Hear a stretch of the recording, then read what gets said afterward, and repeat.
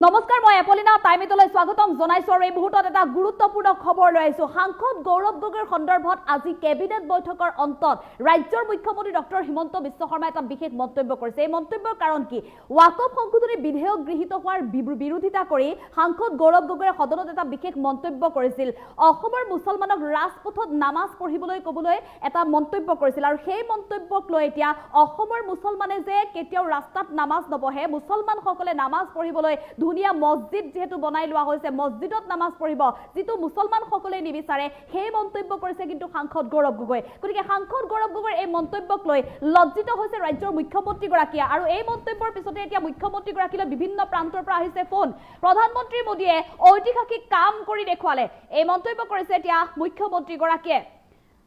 ওয়াকফ বিল সন্দৰ্ভত সাংসদ গৌৰৱ গগৈৰ মন্তব্যক সমালোচনা ৰাজ্যৰ মুখ্যমন্ত্ৰী ডক্টৰ হিমন্ত বিশ্ব শৰ্মাৰ আজিৰ দিনটোৰ এটা ডাঙৰ খবৰ ৰাজপথতে নামাজ পঢ়িবলৈ দিয়াৰ বাবে কৰিছিল দাবী গৌৰৱ গগৈয়ে কৰিছিল যে মুছলমানসকলে ৰাজপথতে নামাজ পঢ়ক স্বাধীনতা সংগ্ৰাম যেন হিন্দু মানুহে কৰাই নাই সাংসদ গৌৰৱ গগৈৰ সদনত যি উদাত্ত কণ্ঠৰে ভাষণ প্ৰদান কৰিছিল সেই ভাষণত কেৱল মাত্ৰ মুছলমান লোকসকলৰ কথা উল্লেখ কৰিছিল এটা বিশেষ সম্প্ৰদায়ৰ মানুহে যেন কৰিছিল স্বাধীনতা সংগ্ৰাম সদনত তেওঁ তেনেধৰণে বুজাব বিচাৰিছিল সদনত সাংসদ গৌৰৱ গগৈৰ মন্তব্যৰ বাবে এতিয়া লজ্জিত হৈছো বুলি মন্তব্য কৰিছে মুখ্যমন্ত্ৰী ডক্টৰ হিমন্ত বিশ্ব শৰ্মাই ৰাজপথত নামাজ পঢ়াটো মুছলমানেও নিবিচাৰে নামাজ পঢ়িবলৈ মুছলমানসকলৰ বাবে ধুনিয়া মছজিদ আছে ঈদগাহ আছে ধুনিয়াকৈ বনোৱা মছজিদ ঈদগাহত নামাজ পঢ়িব মুছলমানসকলে গতিকে মুছলমান ৰাইজে যেটো নিবিচাৰে সেই মন্তব্য কিন্তু সদনত উল্লেখ কৰিছে গৌৰৱ গগৈয়ে সাংসদ গৰাকীৰ এই বক্তব্যৰ পিছতে দেশৰ বিভিন্ন প্ৰান্তৰ পৰা ফোন আহিছে মুখ্যমন্ত্ৰী গৰাকীলৈ মুখ্যমন্ত্ৰী সুধিছে অসমৰ পৰা এনেকুৱা মানুহ সাংসদ হয় নেকি এনেধৰণে প্ৰশ্ন কৰিছে এতিয়া মুখ্যমন্ত্ৰী গৰাকী গোটেই দেশৰ ওচৰত আচলতে লজ্জিত হ'বলগীয়া হৈছে অসম সাংসদ গৌৰৱ গগৈৰ সেই মন্তব্যৰ পিছতে কেবিনেট বৈঠকৰ পিছত ওয়াকফ বিধেয়ক সন্দৰ্ভত মন্তব্য কৰিছিল মুখ্যমন্ত্ৰীয়ে প্ৰধানমন্ত্ৰী মোদীক ধন্যবাদ জনাইছিল ওয়াকফৰ জৰিয়তে মুছলমান সমাজত নতুন যি এক বাৰ্তা আনিছে সেই তাক লৈ প্ৰশংসা কৰিছিল আৰু তাৰ মাজতে গৌৰৱ গগৈৰ সেই মন্তব্যক লৈ তীব্ৰ সমালোচনা কৰিছিল মুখ্যমন্ত্ৰী ডক্টৰ হিমন্ত বিশ্ব শৰ্মাই ওয়াকফ সংশোধনী বিল গৃহীত হোৱাৰ পিছতে এতিয়া মুখ্যমন্ত্ৰী প্ৰথমটো প্ৰক্ৰিয়া অসমৰ পৰা এনেকুৱা মানুহ সাংসদ হয় নেকি বুলি প্ৰশ্ন সুধিছে এতিয়া মুখ্যমন্ত্ৰী গৰাকীক দেশৰ বিভিন্ন প্ৰান্তৰ পৰা আমি পুনৰ জনাইছো সাংসদ গৌৰৱ গগৈয়ে সদনত এটা বিশেষ মন্তব্য কৰিছিল যে মুছলমান লোকসকলে ৰাজপথলৈ নামাজ পঢ়িবলৈ ওলাই আহক যেটো ওয়াকফ সংশোধনী বিধেয়কৰ বিৰুদ্ধে সমগ্ৰ দেশত প্ৰতিবাদ সাব্যস্ত কৰিছে মুছলমানসকলে কেন্দ্ৰীয় চৰকাৰে এই যি সিদ্ধান্ত গ্ৰহণ কৰিছিল এই সিদ্ধান্তক মুছলমান সমাজে মানি ল'ব বিচৰা নাই যাৰ বাবে এই প্ৰতিবাদ সাব্যস্ত কৰিছে আৰু সমান্তৰালভাৱে বিৰোধী মহলেও সদনত এই প্ৰতিবাদ অব্যাহত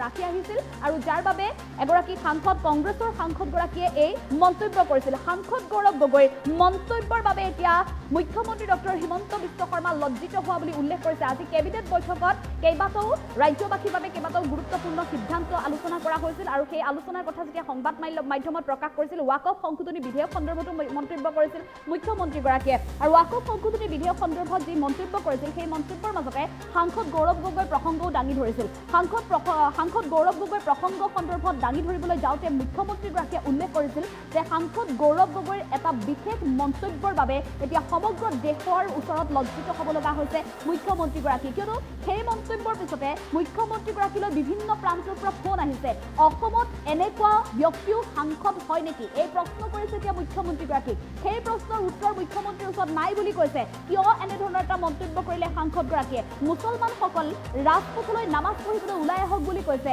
সেই কথা কিন্তু মুছলমানসকলে নিবিচাৰে মুছলমানসকলে নামাজ পঢ়িবৰ বাবে সুন্দৰকৈ যেহেতু মছজিদ নিৰ্মাণ কৰি দিয়া হৈছে আটক ধুনীয়া মছজিদ আছে ঈদগাহ আছে তেওঁলোকে মছজিদ ঈদগাহত নামাজ পঢ়িব ৰাজপথলৈ নামাজ পঢ়িবলৈ ওলাই অহাটো নিবিচাৰে মুছলমানসকলেও গতিকে তেনে অৱস্থাত এগৰাকী সাংসদ হৈ ৰাজনৈতিক নেতা হৈ এনেধৰণৰ এটা যি লজ্জাজনক মন্তব্য কৰিছে সেই মন্তব্য আচলতে কোনো কাৰণতে মুছলমানসকলেও গ্ৰহণ কৰিব পৰা নাই আৰু যাৰ বাবে সমগ্ৰ দেশৰ ওচৰত এতিয়া হাঁহিয়াতৰ পাত্ৰ হ'ব লগা হৈছে অসম গতিকে এনে অৱস্থাত ৰাজ্যৰ মুখ্যমন্ত্ৰীগৰাকীয়েও উল্লেখ কৰিছে এই কথা যে অসমৰ পৰা এনেকুৱা মানুহ সাংসদ হয় নেকি বুলি প্ৰশ্ন সুধিছে এতিয়া তেওঁক লৈ মুখ্যমন্ত্ৰীগৰাকীলৈ এই ফোন আহিছে সাংসদ গৌৰৱ গগৈৰ বাবে এক প্ৰকাৰ লজ্জিত হোৱা বুলি উল্লেখ কৰিছে এক মনত দুখ পোৱা বুলি উল্লেখ কৰিছে মুখ্যমন্ত্ৰীগৰাকী আৰু সমান্তৰালভাৱে ওয়াকফ সংশোধনী বিধেয়ক গৃহীত হোৱাক লৈ এতিয়া প্ৰধানমন্ত্ৰী নৰেন্দ্ৰ মোদীক সমৰ্থন জনাইছে বা প্ৰধানমন্ত্ৰী নৰেন্দ্ৰ মোদীৰ প্ৰশংসা কৰিছে মুখ্যমন্ত্ৰী ডক্টৰ হিমন্ত বিশ্ব শৰ্মাই দেশৰ প্ৰধানমন্ত্ৰী গৰাকীয়ে ওয়াকফ সংশোধনী বিধেয়ক গৃহীত কৰি এক প্ৰকাৰ ঐতিহাসিক সিদ্ধান্ত লোৱা বুলি উল্লেখ কৰিছে ঐতিহাসিক ওয়াকফ বিল পাছ হৈ গ'ল প্ৰধানমন্ত্ৰী ডাঙৰীয়াই ঐতিহাসিক কাম কৰি দেখুৱালে গতিকে ৰাইজৰ আস্থা আছে খালি মই এটাই দুখ পাইছোঁ যে এই ৱাকফ বিল এমেণ্ডমেণ্টৰ সময়ত অসমৰ এজন সংসদে যি বক্তব্য দাঙি ধৰিলে যে ৰাস্তাতে নামাজ কৰিব দিব লাগে এজন সংসদে যিটো ক'লে যে স্বাধীনতা সংগ্ৰাম যেন হিন্দু মানুহে কৰাই নাই এটা বিশেষ কমিউনিটিহে কৰিছিলে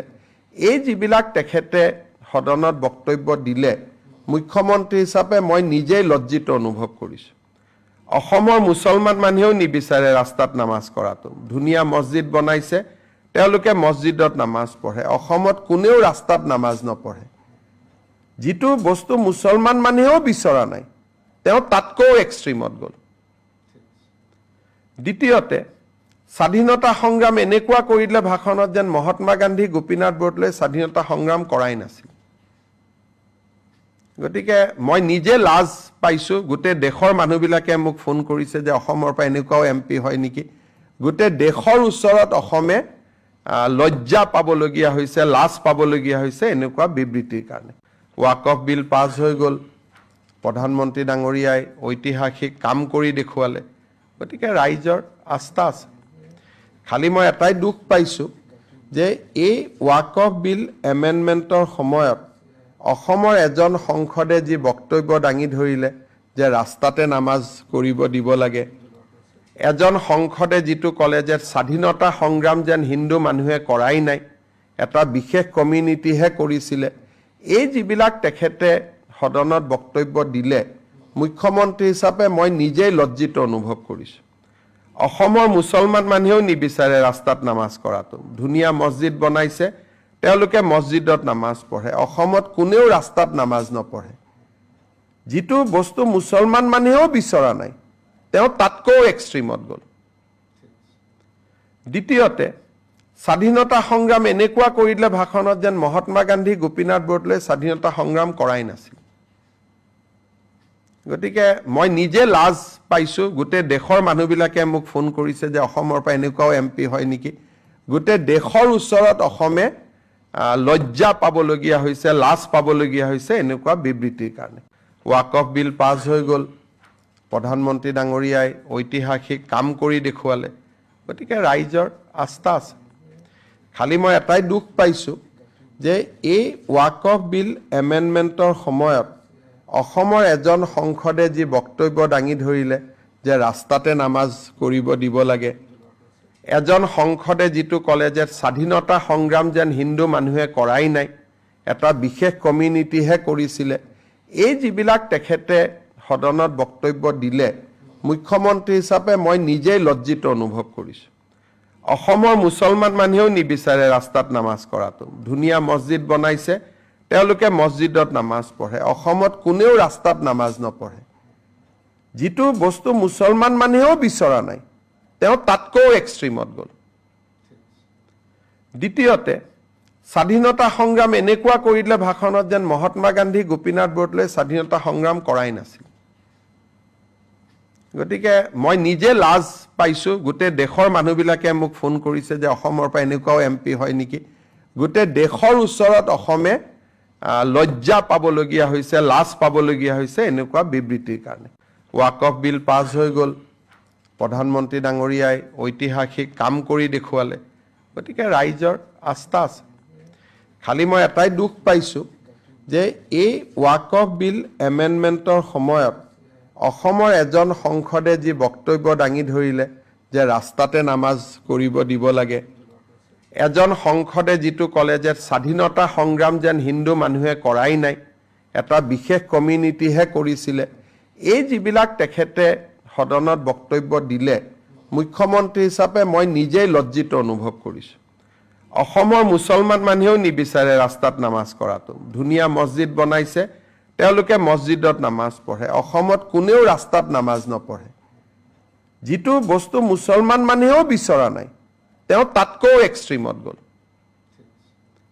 দ্বিতীয়তে স্বাধীনতা সংগ্ৰাম এনেকুৱা কৰি দিলে ভাষণত যেন মহাত্মা গান্ধী গোপীনাথ বৰদলৈ স্বাধীনতা সংগ্ৰাম কৰাই নাছিল গতিকে মই নিজে লাজ পাইছোঁ গোটেই দেশৰ মানুহবিলাকে মোক ফোন কৰিছে যে অসমৰ পৰা এনেকুৱাও এমপি হয় নেকি গোটেই দেশৰ ওচৰত অসমে লজ্জা পাবলগীয়া হৈছে, লাজ পাবলগীয়া হৈছে এনেকুৱা বিবৃতিৰ কাৰণে। ৱাকফ বিল পাছ হৈ গ'ল,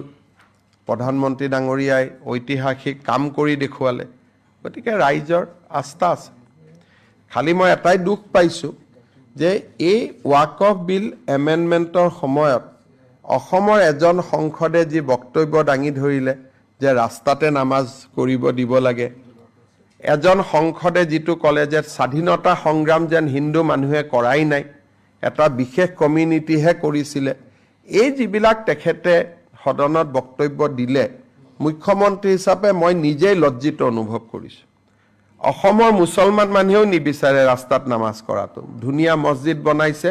তেওঁলোকে মছজিদত নামাজ পঢ়ে। অসমত কোনেও ৰাস্তাত নামাজ নপঢ়ে। যিটো বস্তু মুছলমান মানুহেও বিচৰা নাই, তেওঁ তাতকৈও এক্সট্ৰিমত গ'ল। দ্বিতীয়তে, স্বাধীনতা সংগ্ৰাম এনেকুৱা কৰিলে ভাষণত যেন মহাত্মা গান্ধী, গোপীনাথ বৰদলৈয়ে স্বাধীনতা সংগ্ৰাম কৰাই নাছিল। গতিকে মই নিজে লাজ পাইছোঁ। গোটেই দেশৰ মানুহবিলাকে মোক ফোন কৰিছে যে অসমৰ পৰা এনেকুৱাও MP হয় নেকি। গোটেই দেশৰ ওচৰত অসমে লজ্জা পাবলগীয়া হৈছে, লাজ পাবলগীয়া হৈছে এনেকুৱা বিবৃতিৰ কাৰণে। ৱাকফ বিল পাছ হৈ গ'ল, প্ৰধানমন্ত্ৰী ডাঙৰীয়াই ঐতিহাসিক কাম কৰি দেখুৱালে, গতিকে ৰাইজৰ আস্থা আছে। খালি মই এটাই দুখ পাইছোঁ যে এই ৱাকফ বিল এমেণ্ডমেণ্টৰ সময়ত অসমৰ এজন সংসদে যি বক্তব্য দাঙি ধৰিলে যে ৰাস্তাতে নামাজ কৰিব দিব লাগে, এজন সংসদে যিটো ক'লে যে স্বাধীনতা সংগ্ৰাম যেন হিন্দু মানুহে কৰাই নাই, এটা বিশেষ কমিউনিটিহে কৰিছিলে, এই যিবিলাক তেখেতে সদনত বক্তব্য দিলে, মুখ্যমন্ত্ৰী হিচাপে মই নিজেই লজ্জিত অনুভৱ কৰিছোঁ। অসমৰ মুছলমান মানুহেও নিবিচাৰে ৰাস্তাত নামাজ কৰাটো। ধুনীয়া মছজিদ বনাইছে, তেওঁলোকে মছজিদত নামাজ পঢ়ে। অসমত